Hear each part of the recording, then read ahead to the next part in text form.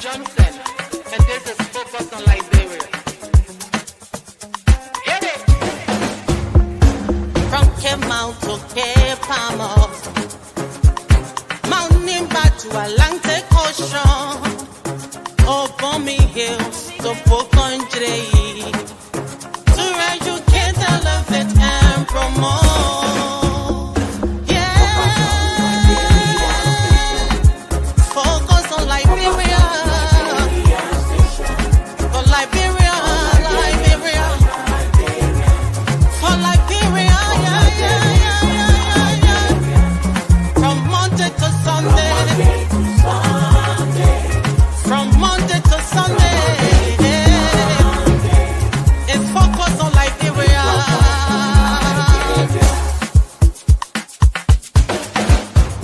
Talk about home affairs, hey, in diaspora, current affairs, hey, reliable information, history, talking about culture, hey, politics, education, entertainment, business, sports, advertisement, articulation. Focus on Liberia. Focus on Liberia. Focus on Liberia. From Monday to Sunday. At Focus on Liberia, we discuss everything Liberia, from education to politics, arts and culture, entertainment, agriculture, history, religion, family, and technology. Focus on Liberia uncovers and showcases the best of Liberia and shows the world the truth about Liberia. We educate, elevate, and promote all things Liberia. We conduct interviews, panel discussions, debates, and more. Tune in to Focus on Liberia on Facebook and YouTube and be a part of the stories that make up the news. This is Focus on Liberia, and I am Bernice. And I am Anthony Sie, and a pleasant welcome to Focus on Liberia, where we educate, we elevate, and promote all things Liberia. This is our program, The Hour of Politics. And of course, I am your host. It's a special edition. One of our own is here. One of our own is here. She's comfortably seated. She's running for public office. That is the exciting part about it. A responsibility some of us try to always run away from. But my guest, Bernice Cooper, is not running from that responsibility. She is running for the West Brooklyn Park City Council. She wants to get a seat and provide a service to our community. It is my pleasing pleasure to welcome her to this edition of the Hour of Politics. Bernice, good evening and welcome to Focus on Liberia. It's good to have you. Thank you. Thank you so much for having me. I'm happy to be here. You know, I can tell the excitement, but beyond that excitement, it's a huge responsibility. We're going to have a conversation here today about your candidacy, what you plan to do when you are fortunate enough to be given the opportunity by the people of Brooklyn Park to serve them on the city council. So we can't welcome you enough to this exciting edition of the Hour of Politics. Before we get started, how is family? Family's doing good. Everyone is, weather is changing in Minnesota from the snow and the usual cold to more of a hot and comfortable weather. In Minnesota, we're a little weird here. When it's in the 40s and 50s or so, we wear shorts and flip-flops. But in other states, they're still wearing probably really thick jacket. So we're very excited for a change in weather, though that can change anytime too. So this is Minnesota. This is Minnesota, and it Yeah. can change. So let's get into it. You know, somebody listening right now, seeing your face for the first time, Hmm. not for those who've known you, in providing service to your community, might be curious. So, who is Bernie Cooper? Bernice Cooper. In few words, how will you describe who you are to our audience who might be seeing you for the first time? Thank you. Bernice Cooper is an everyday woman. She's a mother, she's a wife, she's a worker, an employer, an employee. She's an advocate. She is a social worker by profession. And she really has interest in the community she lives and is raising her family. She wants to have direct impact. She's done a lot of different things over the years. However, now she's grounded in being a huge part of the community she lives. She pays taxes, and she also contributes to. So I know we'll get more into what that contribution looks like. But in a nutshell, this is who Bernice is. Bernice is a Liberian woman. She is a Liberian American, born in Liberia, raised in the U.S., came to the U.S. at a very young age, but deeply rooted in culture, deeply rooted in family, um, and just connections. So Minnesota raised me. Minnesota gave me the opportunity. Here I am. Just want to give back to a state, a country, a county, now a city, um, that really provided me the opportunity to be where I am today and give back to other people who are kind of in the path that I was once on.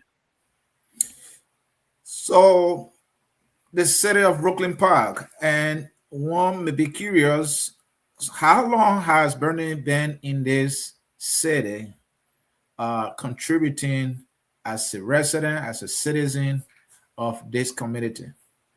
Yes, so I moved to Brooklyn Park. Well, I met my husband about over 10 plus years ago.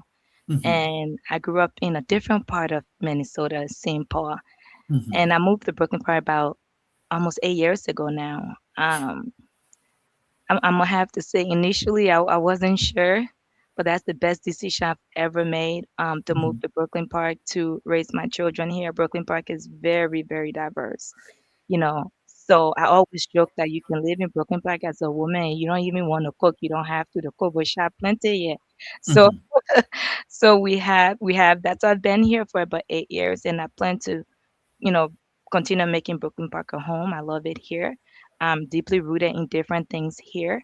So, yes. So let's talk about your heritage. Liberia, we share the same heritage, by the way, I'm sure you know. And now here you are, a Liberian American born there, came here at a very young age. Like you said, Minnesota raised you and made you a Minnesota. And I'm sure you are Minnesota nice, right? So let's talk about your heritage, Liberia. What did you pick up from Liberia that is in you? You think that is transferable here in Minnesota, and is burning in you that makes you a candidate and a public servant for the people of Brooklyn Park? Absolutely. I came to the US at a very young age. I was about 12 going on 13 when I moved to the Mhm, US and Minnesota. mhm. Minnesota was really the first place we called our new home away from home. Okay. And I think I too experienced the war in Liberia, coming to Minnesota, I would say some of the skills and things that I brought is resiliency. Mhm, My story doesn't really define me, but it motivates me to do and be better. And I mhm, think that's that idea, that thought, that really keeps me going. One of the things that I take pride in is not allowing someone to define my who I am or my destination, regardless of what the circumstances or maybe I keep going, I keep pushing, I know what I want, I keep my eyes on the prize, and I just keep working towards it. And that's how I got to where I am. Not forgetting, obviously, I had the support of my parents, my siblings, and community members and mentors. I'm a huge fan of ongoing mentorship. No matter how educated you are, you need mentorship for life. You need mentorship for everyday things. Just mentors that really believe in me and help me shape who I am. So, yes. Thank you. So your campaign is built on the promise of results. Beyond your resume, what specific verifiable outcomes have you personally delivered to the community you have served, and where can voters in Brooklyn Park go to confirm? Bernice, people want to know what has been her contribution to the community Right. before we can give her, this much higher responsibility. So, what will you tell them? Where can they go to see evidence of your contribution to the community? Yes. As a candidate, I know I'm deeply rooted in culture. Culture is what created me. Liberia is what created me, and I Mhm. can never leave that. However, I am a I am running for the seat of Brooklyn Park West District. So with that, I've contributed in different ways in Brooklyn Park.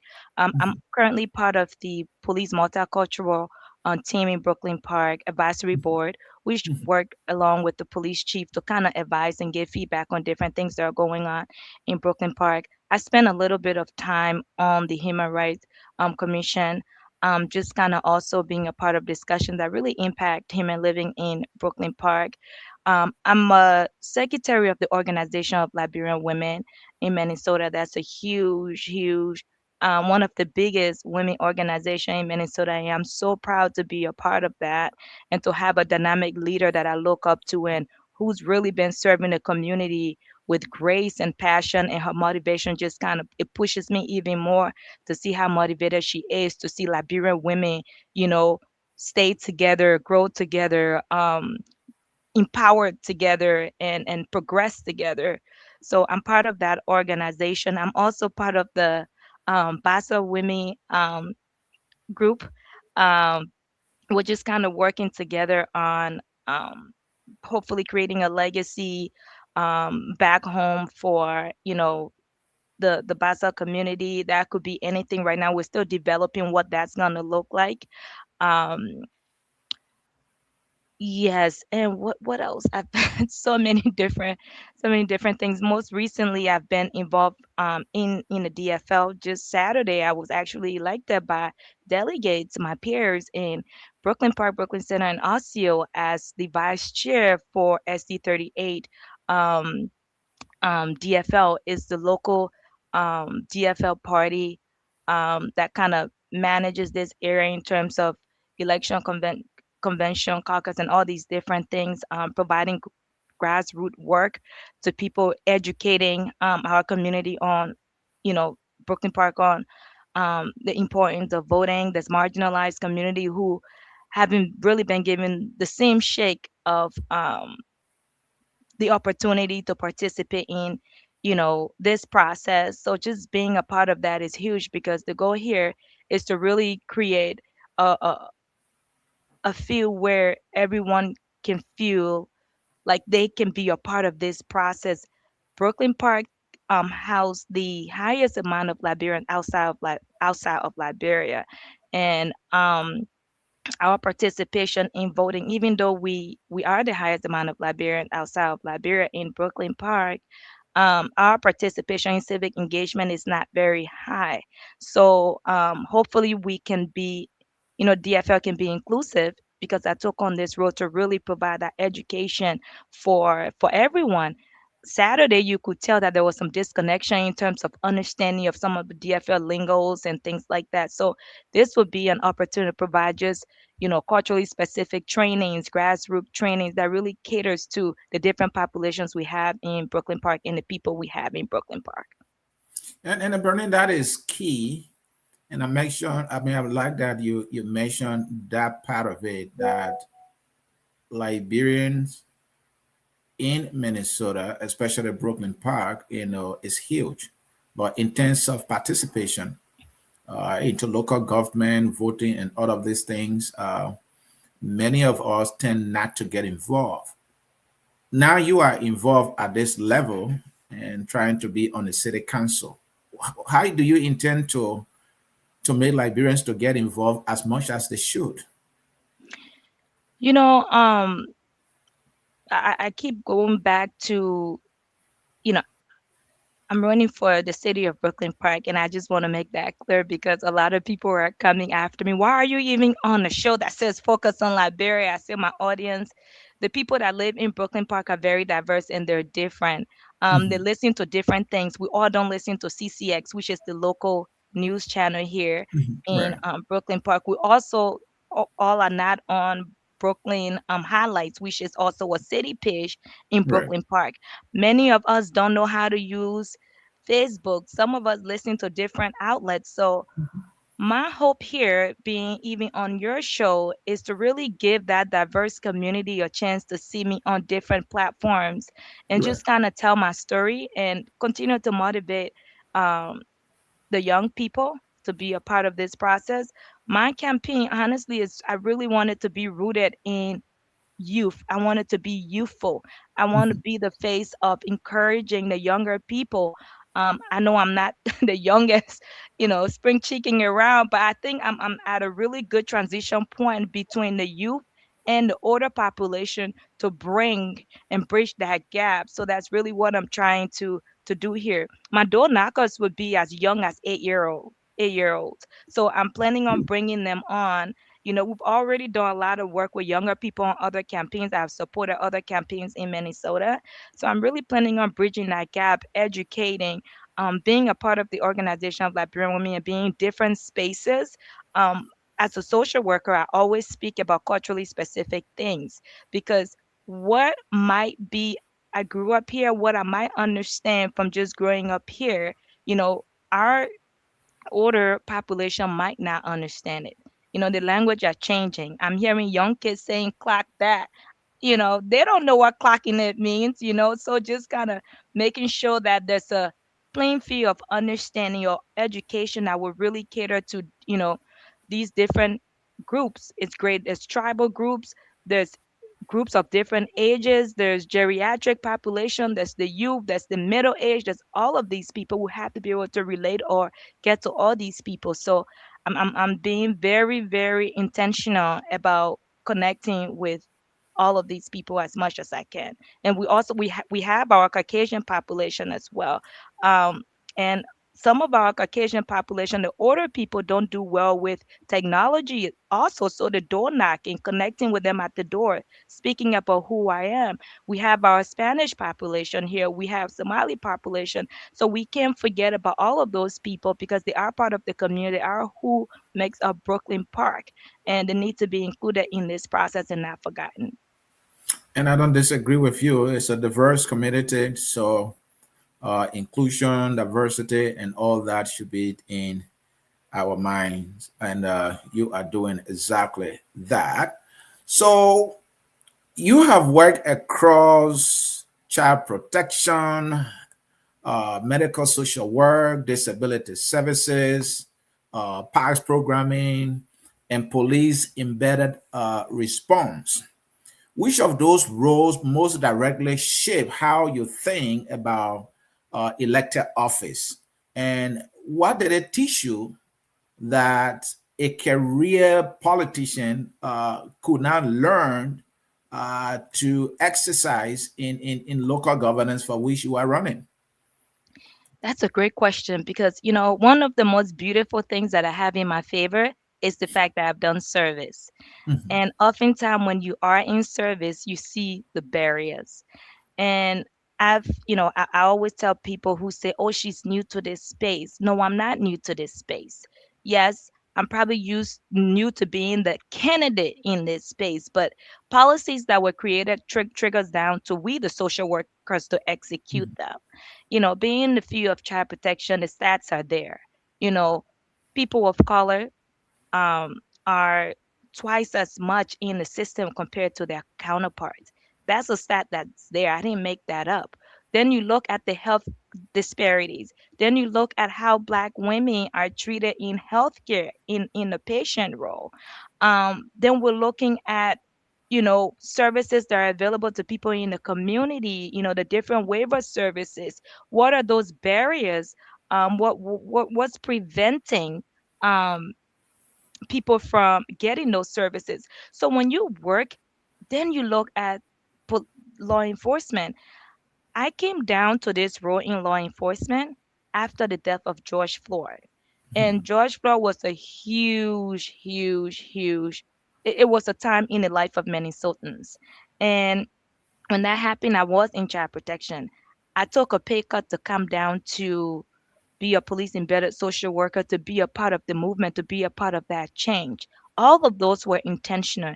They were intentional because I had interest in the community. I have since been in this role in different cities, supporting different law enforcement agencies to bridge that gap between community and law enforcement, but most especially to provide the mental health services that our community need or needed at that time and continues to need. Even on the campaign trail, I'm interacting with people who are like, I was just on the campaign trail the last time doing knocking. Someone was like, I don't have insurance. I got in social work mode because that's who I am. I had to make a referral for them, make sure they follow through with that referral, and they have insurance now. So as a politician, my social work cap doesn't come off. You know, mine, the different experiences have really opened my eyes and prepared me for this role because I can speak to anything. A traditional politician may know the statutes and things like that, but they don't understand what that means or what that looks like in service. And that's the beauty of what I would bring to this role. I understand what the policy looks like in service. I understand what the barriers are. And now I want to be a part of unraveling some of those barriers to ensure that our community gets the support and services that they need. And your work has been on a community level and how policies have been impacting uh, residents and citizens in the communities. So this is more of a first-hand experience from the perspective of those for whom these policies, were put into place in the first place. You mentioned that a traditional politician might know the policy, the statutes, and all that, but in terms of how these policies and statutes impact daily lives, they're where you are coming from because you've been involved with the people and providing these services. So my specific question to that is, does that prepare you much more better to come up with better policies that will create the impact to improve the conditions of the citizens in Brooklyn Park? Absolutely. Absolutely. It will prepare me to ensure that things are being implemented that directly impact the people of Brooklyn Park. One of the things I haven't really mentioned is that I am the social worker for what we call the Three Rivers Park in Minnesota. It's a group of park that's owned by that's owned by it kind of hits different counties. Mhm. So, you know, different counties, but I'm on the Hennepin side of things. It's important oftentimes when we think about parks and recs, we librarians, we think about like the party aspect of the barbecue aspect of things, right? Mhm. Mhm. And there's more to that. I've been learning a lot about camping, the campgrounds, and things like that. What does that look like? How does that impact families? How does it impact their health? Just kind of just moving. So those are education that we need to provide to say, hey, there's much more beyond um, just the barbecue at the park. The park can be used for X, Y, and Z. You can do X, Y, and Z at the park, and without people realizing that I'm providing homeless to like housing services or referrals through the park because a lot of people go to some of these parks that have overnight stay and they're homeless.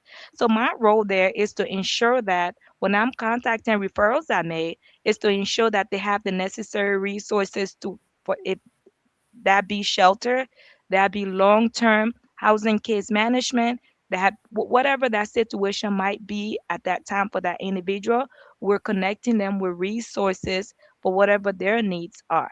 That's another aspect that I don't really speak much of, but that's another thing that I do for work. So having those experiences will really, really, really help me um, contribute to the council in a way that would be productive also coming with the background of what we call a congregate settings police embedded social worker, which is something I did for 2 years before moving on. In Brooklyn Park, we have the highest amount of assisted living, group home, senior living, and all of those things that really utilize law enforcement time and response. So some of the work that I've done in the back is to ensure that those needs, they'll call 911 for sometimes anything. I've had a client call 911 for to turn their fan on. So my role in the back is to free up law enforcement time, work with those people to free up law enforcement time so they can respond to people who truly have those needs, and work with the people in the different facilities to address those needs that are not emergency. And I'm saying emergency because in the eyes of a lot of these people, they have emergency. But if we look at what that emergency is and kind of classify it on how we look at emergency, it doesn't quite meet that criteria, and that's something that can be handled by a different individual, and law enforcement are not ones that are fit to even handle those things. Oftentimes it's mental health related. So that's where I step in with that, in supporting some of the things of the city or decision or having input um, when it comes to being on the council.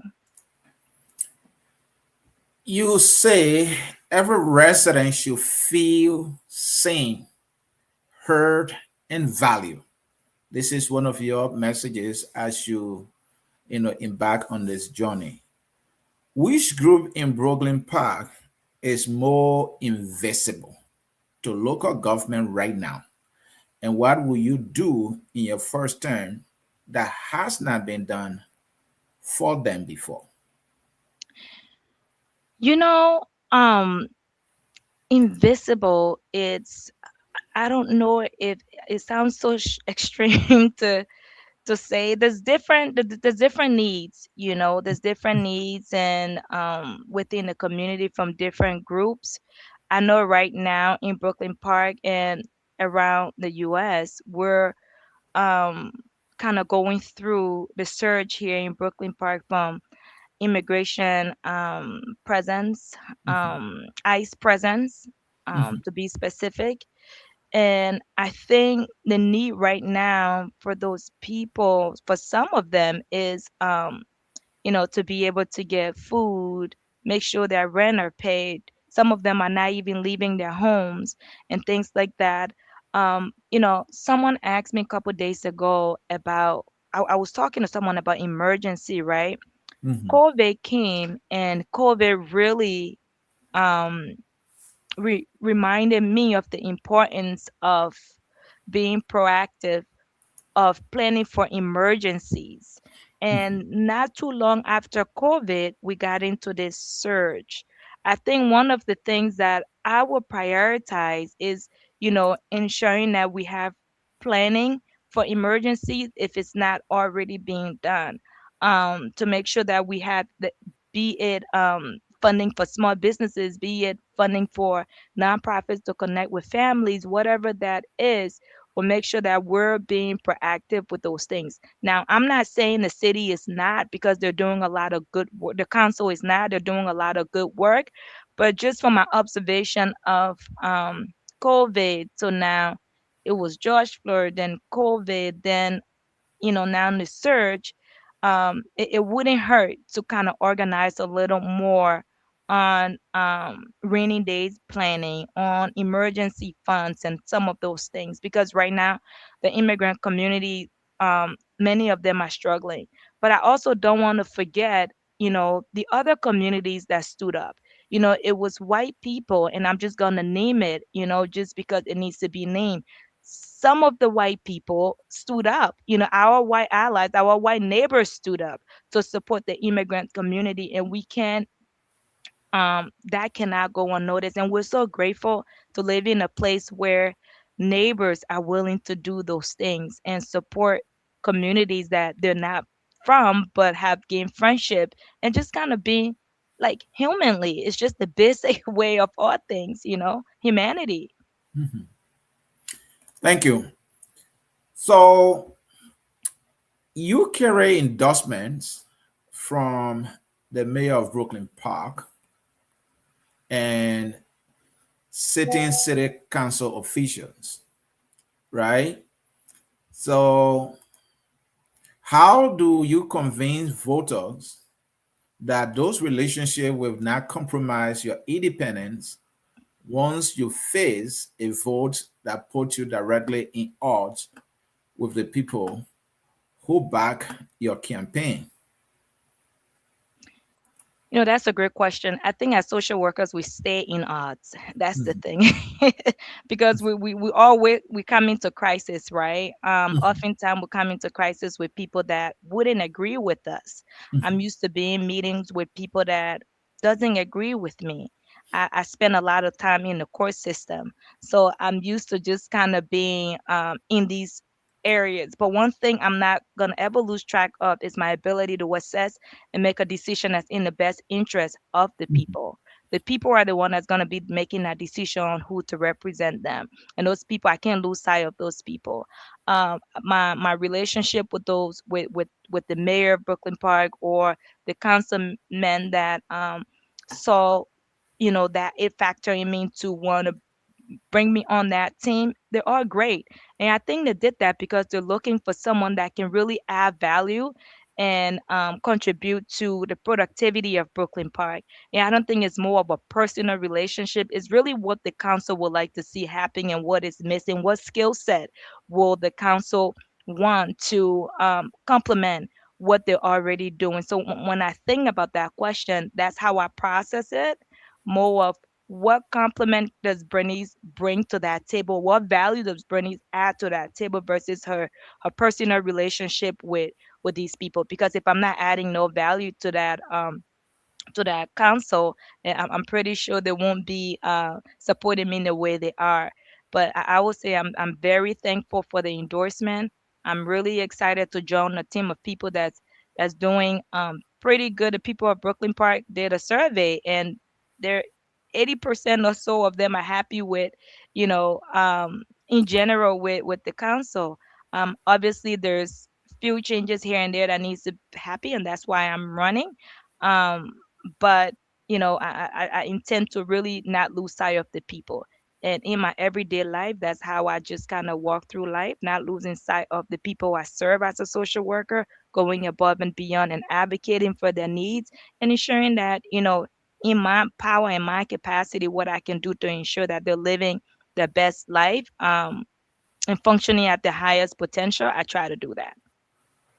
If you guys just joining us, you are watching Focus on Liberia. This is the Hour of Politics. I'm Anthony hosting.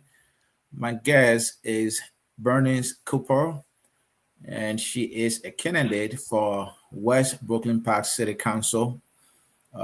Bernice have been involved in community service at many levels. Bernice, housing instability is one thing that you work on also, and now you want to be on the city council for West Brooklyn Park City Council. And we know the rent, for example, even people who own homes, the cost is Mhm. just going up. Is there any role the city can play? Because I think you will agree, many renters and homeowners are concerned about the rising costs. Is there anything you intend to work on when you are elected? The rising cost is impacting everyone. And as I'm doing a lot more research with different groups and just understanding different roles, I am a union member, and I've spent a lot of time, kind of um, and asked me just kind of meeting with different unions and understanding the different work Mhm, that's being done. I'm learning from a social work perspective, the way we understand housing is different from a council perspective of how housing is understood. mhm, From a social work perspective, what's it safe and suitable housing? We want affordability and in terms of affordable housing and all of those things. And we want that too from a political perspective, right? But what's even deeper than that is really getting developers that or managers, that are not taking advantage of people in the system. and it just don't start on the level of this whole affordable housing. It has to start on us contracting with companies that are with the union, that are doing the right thing, that are paying their workers right so that they don't cut, here and there to make profit versus, paying those people. So it's deeper than that from a political standpoint. And that's what I'm learning now. That's something that I didn't know before, but as I've done more research, met with a lot of people, learned a lot from the unions, spoke with some of my some of the council uh, men, about, and then about even real estate. you know it's deeper than that. I definitely will support right now in Brooklyn Park. um our mayor, there's a couple things that they're working on in terms of bringing jobs here. Hopefully once those services gets those companies and services get started, it will drive things a little differently in terms of the cost of living, like housing and things like that. But in the interim of things, I think housing is such a sketchy and will always be a very sensitive topic. And we need more housing, but what do we need more of? We need more opportunities for people to be able to purchase homes so that those rent can go down.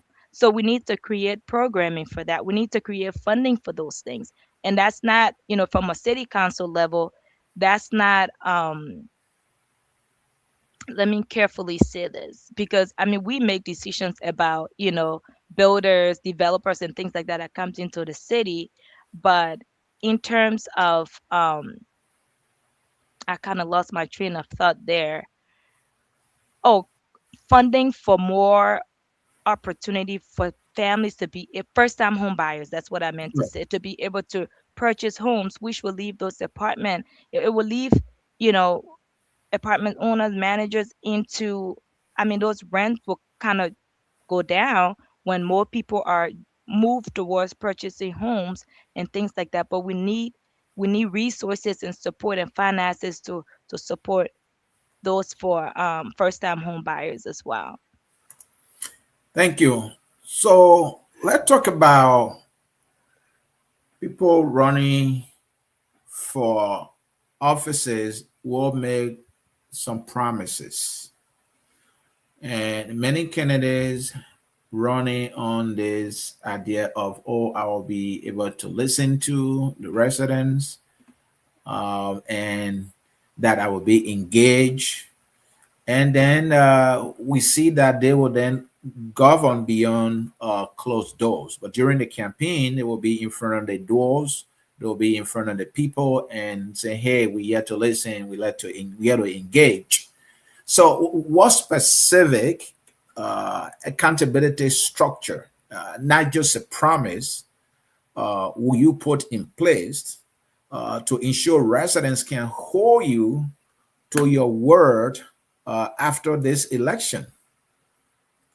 Yes, that's a great question. The good thing about running is that the people of the community pick me to run this race, right? So Mhm, I think it's based on the fact that they mhm, have seen what I've done in the community. Um I've been present. I've mhm, been present during crisis. I've been present when it wasn't pleasant. I've been mhm, present when people were in need, and those are things that I can't really specifically talk about. But one of the things that, like those specific cases, but one of mhm, the things that I plan to do and to maintain is that to have a town hall where people can come, even if it's once a quarter, once every so long, or whatever it is. If it's once a quarter, great. Once a month, whatever that schedule will look like, I want to provide the opportunity for people to be heard. I want to provide the opportunity to understand what's happening in the West District and how can I bring those concerns forward and represent these people and represent them very, very well. So that's something that I think it kind of goes along with being a social worker. We actively listen to people. So this would not be anything that wouldn't be anything new to me. It would feel like I'm doing the same work that I do for a living. One of the things that people who know me personally would say is that once you bring your issue to Bernice, you know it will be solved, or you know she will get you the resources. That's just passion. That's just driven by passion. And that's the attitude I plan to bring to City Hall, to be transparent, to be who I am, and just kind of provide that listening. And if I don't know the answer, because I won't know all the answers, is to seek guidance, support, or who might know that answer, to be able to get back to whatever or whoever that resident is and what that concern is. So, Bernice, you are running for this city council post to be a member on a council. Someone listening to us say, okay, she's impressing me here, but what is this role to be on a city council? Well, what would she be doing? What does the city council do? What are their responsibilities? The person might want to know before they vote for you. So, what will you tell them? Yeah, the city council really makes decision about how and what are done in the community. I mean, Mhm, we just got a new teen center. So mhm, we work with, we have a representative, we have a senator. They go and get funds from us from, St. Paul is our capital here. mhm. St. Paul and what have you, and then bring it back to our area, and for whatever that purpose is, the city council will make that decision on how that's gonna be done, and what have you. So the teen center that was recently built, they had to make a decision on several different things, who's gonna, the contractor and all of those things. Obviously, we're hiring labor supported companies, and unions supported companies. Also, their ordinances, they create different taxes is another one. Just recently we had this thing about taxes going up, and there were discussions about that. So they will kind of address, um Hennepin County kind of, I guess, they brought in what the taxes range was, and that was it was just a whole thing around taxes. Taxes is a sensitive topic in Minnesota. Taxes is one of them. Um, our community center, our fire department, our police department, like in terms of programmings, Minnesota have some really robust police embedded programming, and also programs for the community. They have a family focused programming. They have what we call an alternative response team, basically a social worker and a paramedics. They have a social worker in law enforcement. So these people just really help to support um, individuals who are experiencing mental health issues, where law enforcement don't have to respond to it. Once they're clear and deemed to be safe for social workers to come in, they come in. They also have another program that when a youth has had, a lot of contact with law enforcement, that program steps in and work with that youth and family, provide resources and what have you. So Brooklyn Park is leading the way in a lot of those programmings, and I know because some of those people are my colleagues. Um, so those are some of the things that they do. Um, Remodeling or revamping of Brooklyn Boulevard. I know they're working on revamping Brooklyn Boulevard. They're also the blue line is coming, which is like the train system that's gonna be coming. I know there's a lot of work around that, in terms of people being relocated and that moving into people communities and things like that. That's more of like the state, but there's funding that's been allocated to work with, for cities and residents and things like that to kind of work through that. So there's the parks, our parks, they make decision on our parks. Um, what else? So there's a lot. how the taxpayer money are spent in the Exactly. city. There's a It's lot the of usual. responsibilities Yeah, there. yeah, You made decision on parks, on roads, on law enforcement. You yeah. know that are within the domain of your city. And so my next question is, someone want to know, but what is this city council? I mean, as a body, what is it? It's a group of a group of seven people. Hmm. Hmm. Um, um, it's it's diverse. Though it's missing, maybe a group of representation in terms of our mayor is a person of color, but it's a diverse group of people that are really they're our neighbors, they're residents in Brooklyn Park that also had the same interest that I have in supporting our city, that stepped up and say, I want to be a part of this process, I want to give back. um it's So it's not a in other words, Benny, you are saying the city council is a group of people who represent the residents in the city in to different make areas. decisions on the governance of the city. Is that what I'm hearing from you? That's exactly it.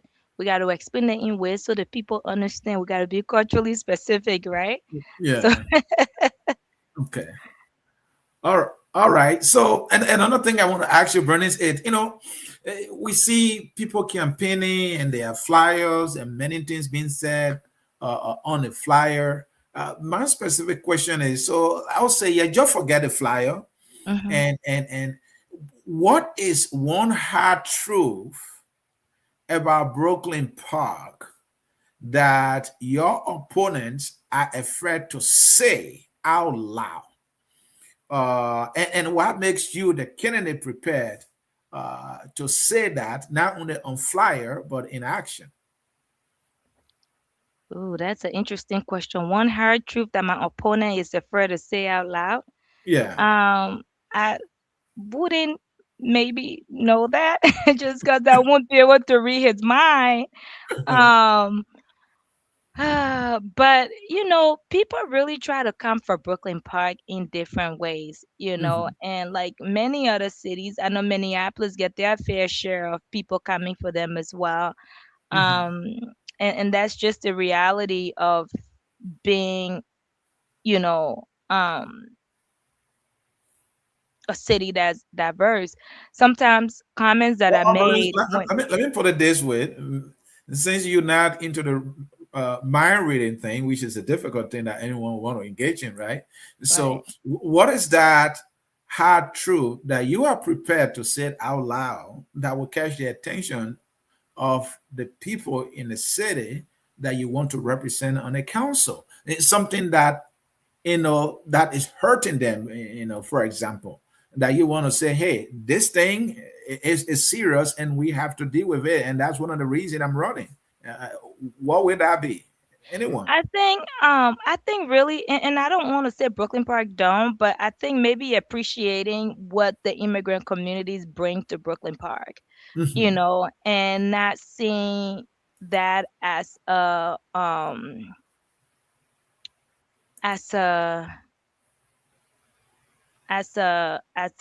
what's the word that I'm looking for? As a burden, if you Hmm. will, Hmm. because the immigrant communities do bring a lot of values to Brooklyn Park. They bring Okay. a lot of funding to Brooklyn Park through small businesses, Hmm. through their taxes on their homes, through renting, through just being a part of Brooklyn Park. Many people come to Brooklyn Park to shop. I said it earlier that I grew up in St. Paul. As much as I grew up in St. Paul, my parents were in Brooklyn Park often to grocery shop because that's where you get your fufu, that's where you get your cow skin, that's where you get all these different things from. Um, to eat real authentic, your palava sauce, your cassava, all those things, can get your water for your GB, all those different things that makes you so connected. to Liberia in a way. You get that in Brooklyn Park. And I think if you're not from that immigrant background, you don't understand the value of that because you don't have to experience that. You don't, I remember being in China for a couple months just there teaching. And at that time, I kind of really reflected. I didn't realize how Americanized I was, and that started to hit me a lot more when I was there.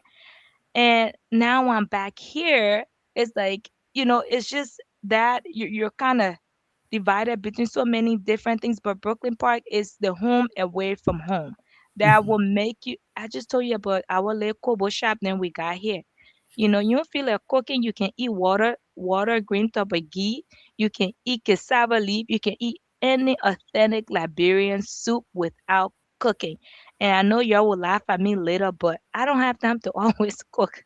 Luckily I have a great husband who does a really, really good job at cooking. But I think we underestimate the importance and the value that immigrants bring to these different cities and to Brooklyn Park. And maybe you know my counterpart, a white person, may not understand that because they don't have to deal with that.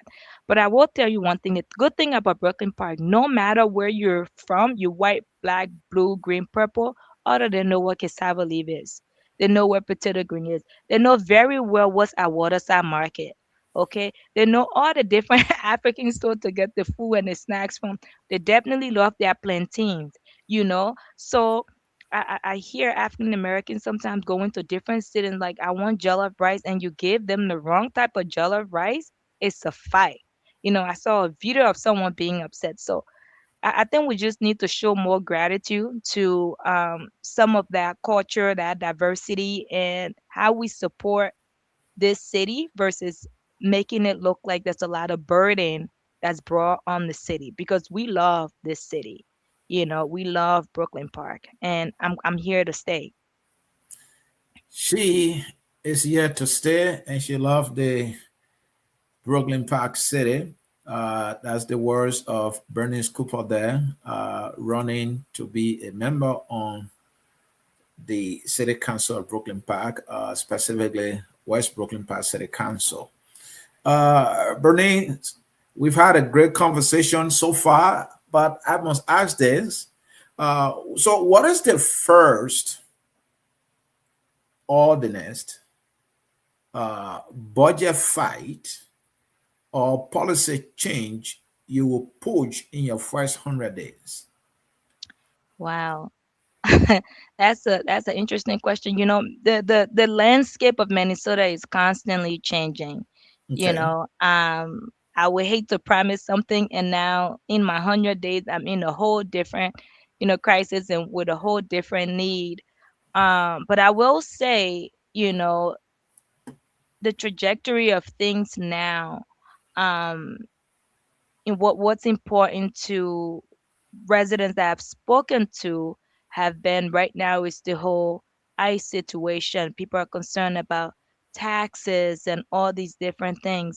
I know we've probably passed the tax discussion. I don't know until we kind of revisit that again, but um, those are things that are important to people. Also, just kind of seeing how I can be of support for the different needs that arises from from residents of that area, and of residents of Brooklyn Park. um, but I will say that due to the frequent change of Brooklyn Park is a very active, and Minnesota in general is a very active state. I will hope that we've created a recipe for a lot of other states with different things, because we're doing a lot of really good work here. But I also don't want to promise something that wouldn't be a need at that time after 100 days of being in office. We can assess when that time comes and kind of intervene accordingly. But at this time, I don't have a specific answer for that. So, voting is coming up soon, and how can someone vote and contribute to your campaign? Yes. So I have first thing first. There's couple things that's gonna be coming up here. Hmm. April 11th is what we call the we're going to a convention to see if I will get the DFL endorsement. So that's Okay. going to be April 11th. It's going Hmm. to be right here in Brooklyn Park. I'm going to be posting about that. If you're not following me already, please do. Bernice Cooper for Brooklyn Park West District. Um, August is going to be the primary, which my opponent and I will be, you know, voted on to see who will represent the party to the November election. So we're looking for support there. Now, a lot of people have been asking, where is West District, right? Some of the apartments are in the West District because those are really good landmarks. The Huntington Place, the Willowbrook, Willow Park, Park Haven, just to name a few of them. Those are areas that are in the West District. Watch District. Yeah. Windsor Gate, um, and all of those. So we will be coming up with a list of other apartments that are in there, but those are just some of the ones that I can think of on the top of my head here. Um, and if anyone has specific questions, they can reach out to me.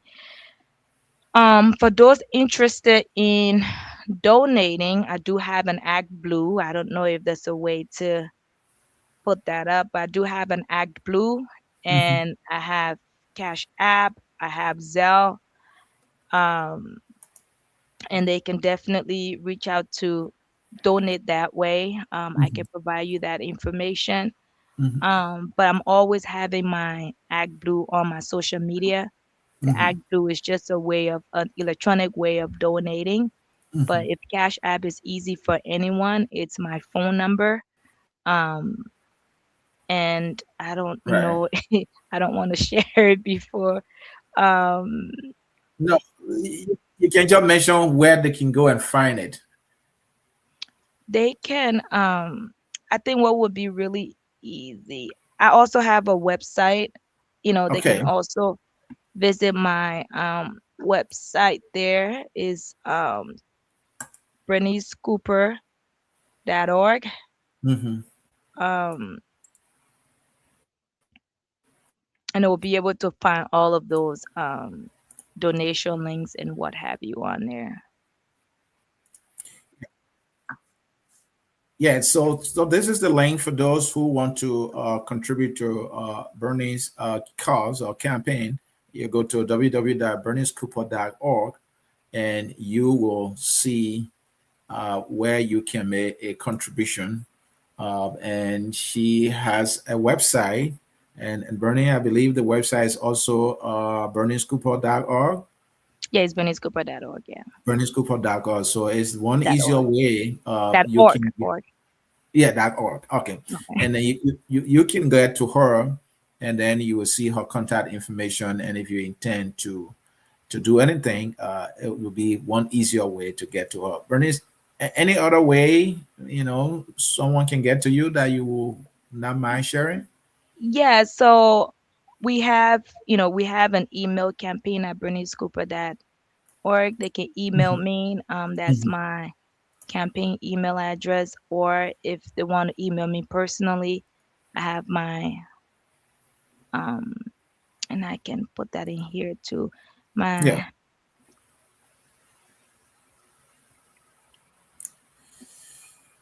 All right. So, folks, you heard it that while Bernice is doing that, I have the site here posted on the live feed, both YouTube and Facebook is here. So, if you are watching us, that is the way you can get to that. Go to the live feed and you will see it, and I have it on the screen also. So once you click on that, you should be able to get to Bernice and her team, and whatever you wish to do, you will be able to do that. All right, Bernice, and you are trying to give me an additional information. Let me get it. I just I put it in the see you. chat.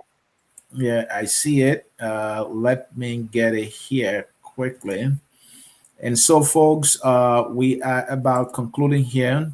And Bernice, what I do that, um, tell us how can people get involved? You know, people need to get involved. Earlier, we talked about us as a community, we need to get involved, you know, because the policies that are implemented at the city council level impact us in real time. And you mentioned the more we get involved, the better it is. You know, governance is for the people. And in America, yeah, they say we the people. If you say we the people, then you must get involved at whatever level you can. You can, you know, it could be in participating in the voting processes, knocking on whatever you can do. So talk to our people here, Bernie. Absolutely. Thank you. Yes. So on that website or email, if you want to just email me or so, you can sign up on different things if you're interested. One of the things that we're really looking for right now, which couple things, but campaigns are expensive. We're really looking for financial support.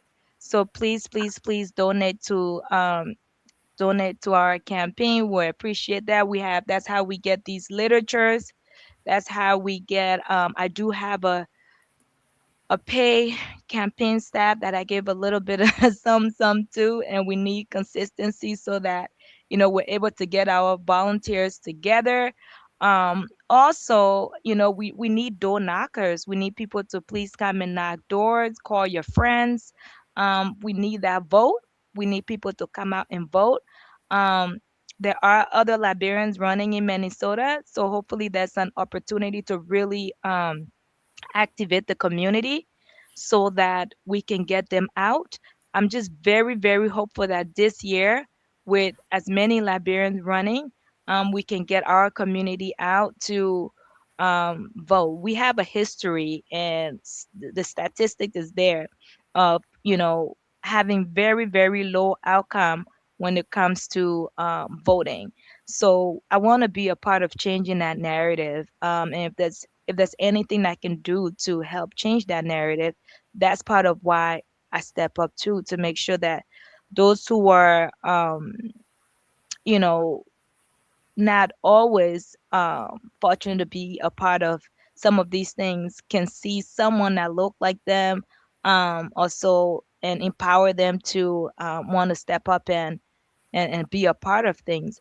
The education that I'm providing is different, is just from a cultural perspective and understanding. And I keep coming back to that because some of the languages and things that are used, we don't understand. A lot of us were really, really confused at the convention this gone weekend. We didn't understand a lot of the languages that were used, and people wouldn't slow down to always explain to us. And that's why we need to insert ourselves in spaces, even if they don't want us there or what have you. We need to insert and be a part of educating and opening their eyes to say, hey, how can we do this differently so that we're inclusive, because we all have the same goal, and that's for a better Brooklyn Park. So Bernie, thank you. And folks, thank you for staying with us throughout this broadcast. Our own Bernice Cooper is running to be on the city council of Brooklyn Park, and she wants to represent the West. Okay, so you heard from her, and we are hoping that you will get involved.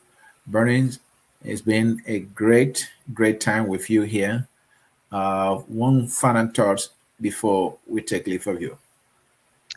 thank you so much for the time tonight. It's been great chatting with you. Most importantly, community people who are watching, I'm your daughter, I'm your sister, I'm your colleague, for working class family.